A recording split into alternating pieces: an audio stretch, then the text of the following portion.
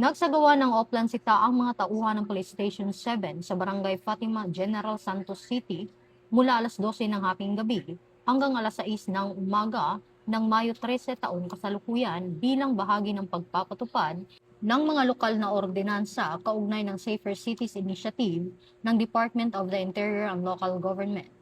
Pinangunahan ang operasyon ng mga tauhan ng Police Station 7 sa ilalim ng supervision ni Police Major Jack Husaka Amutalib, Station Commander, upang mahigpit na maipatupad ang mga umiiral na ordinansa at mapanatili ang kaayusan at kaligtasan sa komunidad.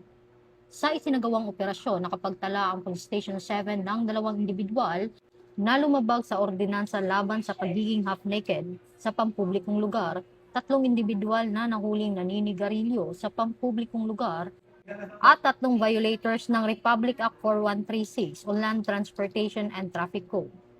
Mula dito sa Campo Crame, ako po ang inyong PNN correspondent, Patroluman Resali Umalay, nagbabalita para sa Police News Network. Alagad ng batas, tagataguyod ng balitang pulis. Ito ang bagong PNP para sa bagong Pilipinas, serbisyong mabilis, tapat at nararamdaman.